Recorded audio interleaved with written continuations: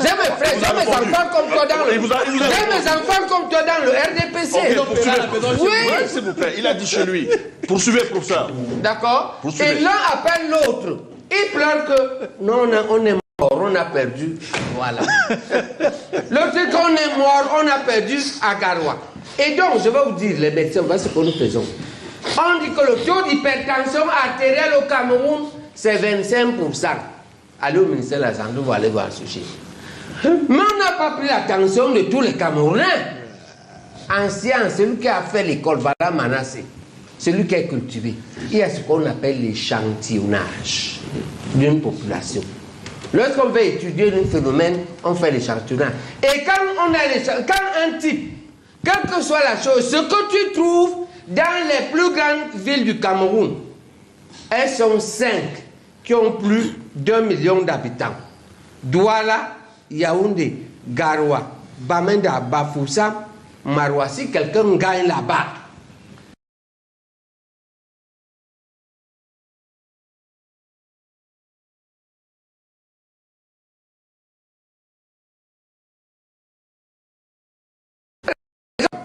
je ne vais pas les router ici parce que désormais, il faut le regarder autrement. Parce que le peuple a choisi. Ok, d'accord. Ernest. Et que les UPC vont siéger, les fondamentaux vont siéger tout à l'heure, comme tous les dimanches. Et on va voir si on change notre attitude par rapport à lui. D'accord. Mais ce n'est pas là le débat. On va venir, on revient. Voilà, donc, on va revenir. Ce que tu fais là, on appelle ça un sophisme. Mais tu es excusable pour ton âge. Ok, d'accord. Et parce que l'une des choses, le crime que le RDPC a fait dans ce pays, c'est qu'il ne permet pas aux jeunes de se cultiver.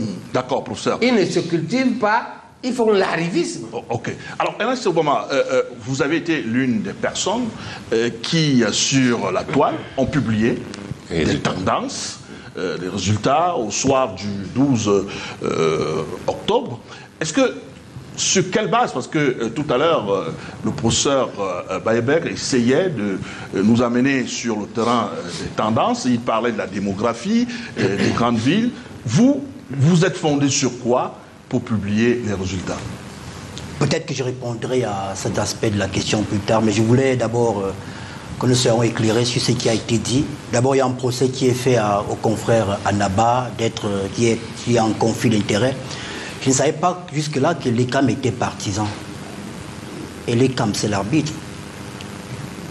Dans un match de football, si on rappelle les règles du jeu qui sont pratiquées par l'arbitre central, cela ne fait pas de vous un opposant ou quelqu'un qui est partial.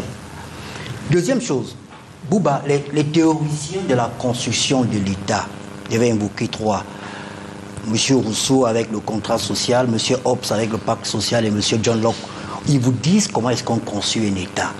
Il y a un transfert de nos petits pouvoirs vers une entité qui est grande, que M. Hobbes appelle le Léviathan. C'est cette entité-là qui est là pour s'assurer que les règles sont respectées. Et toutes les règles sont acceptées par tous. Je suis un peu gêné aujourd'hui qu'on en soit là à parler du code électoral. En allant à l'élection présidentielle, tout le monde connaissait le code. Les règles étaient connues. Tout le monde les connaissait. C'est comme un match de football. Vous savez que le match se joue en 90 minutes et qu'il y aura éventuellement un temps additionnel. Vous ne venez pas parce que vous avez marqué un but sur une erreur du gardien à la 5e minute. Vous dites que vous avez gagné le match alors qu'il y a encore 85 minutes à jouer. Et je suis très gêné quand le professeur Bayebek, d'un coup, il estime que le confrère qui est peut-être jeune, qu'il n'est pas assez cultivé, et lui, il compare l'élection présidentielle à un échantillonnage. Mais c'est grave, professeur. Vous êtes un danger pour la République si vous le dites, parce que les enfants qui nous écoutent, ils savent que c'est le professeur Bayebek qui est très respecté et il estime. Comme la tension artérielle au Cameroun, on peut la voir sur la base de quelques échanges. La fréquence, on peut obtenir un parti politique peut partir d'un échantillon. D'accord. Allez, monsieur Bouba. C'est comme ça que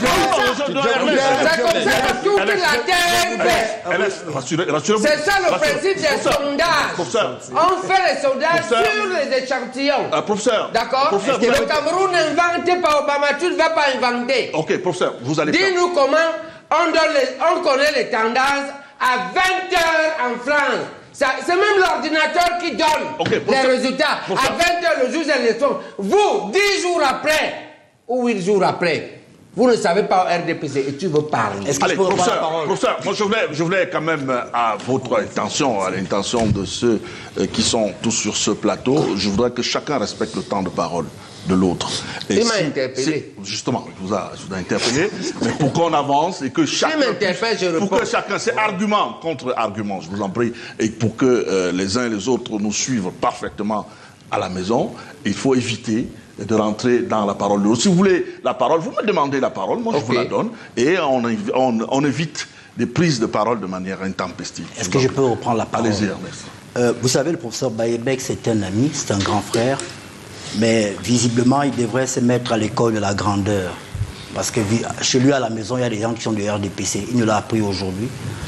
Ça veut dire que lui, il a raté le chemin de la grandeur. Eux, les enfants qui sont chez lui, sont sur le chemin de la grandeur. Et il serait plus intelligent de m'écouter quand je parle et peut-être de me répondre à Poursuivez, Ernest. Ce n'est pas le bruit ou les cris qui fondent la force d'un argument. Je continue donc. Le code électoral est scientifique. C'est lui qui est le scientifique. Le code électoral est scientifique. Les règles sont connues. Vous savez qu'en allant à l'élection, il vous faut des scrutateurs dans tous les bureaux de vote.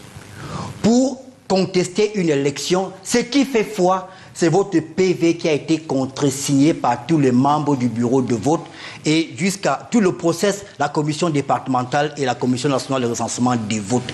Si M. Bayebek, et je comprends aujourd'hui M. Bayebek qui est très proche du FSC, MRC, parce que visiblement c'est le même parti, nous dit aujourd'hui que le résultat que M. Turoma réclame, c'est l'échantillonnage. Dès qu'on gagne à Douala, on gagne à Gawa, on gagne, et je ne sais même pas sur quelle base on a gagné, on estime qu'on est président de la République. Monsieur, il faut faire attention, monsieur professeur Bayebek. Vous savez, les jeunes qui nous écoutent, parce que personne n'est jeune ici, hein, et cette affaire-là qu'on dit que les jeunes, c'est un jeune qui n'a... Personne n'est jeune ici. Nous sommes ici, nous parlons de la République. Et c'est très sérieux.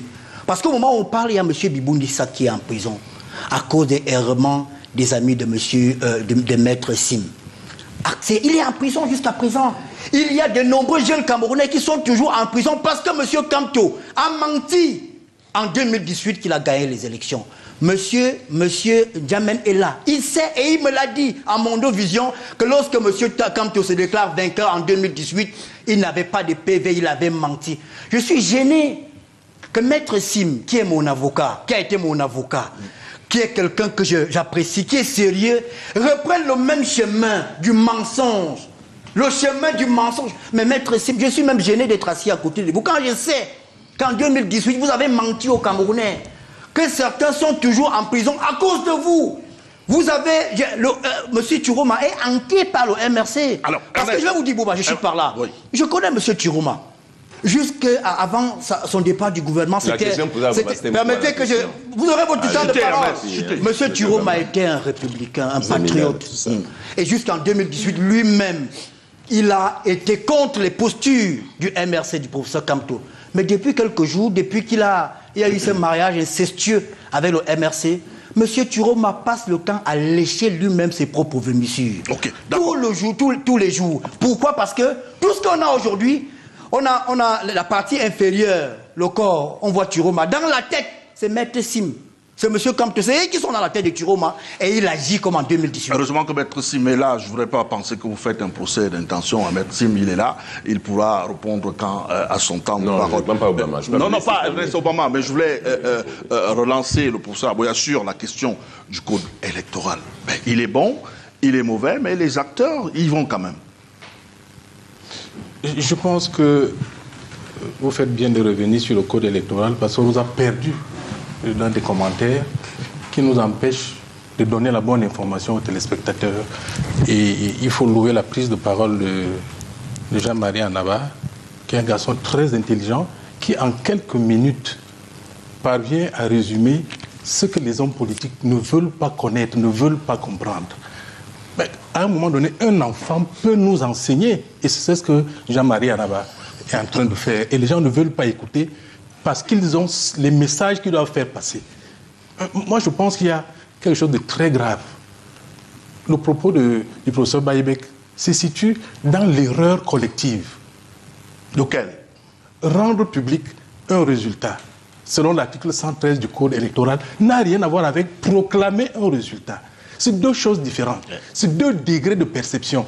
Et Maître Simi, qui est un brillant avocat, le sait très bien. Mais il ne se met pas du côté du droit, il se met du côté de la politique pour mentir, pour manipuler l'opinion publique. Je n'ai encore rien dit, j'ai menti à quel moment, monsieur? Vous avez menti en 2018. Vous avez commencé. Non, il a menti en 2018. Il a menti en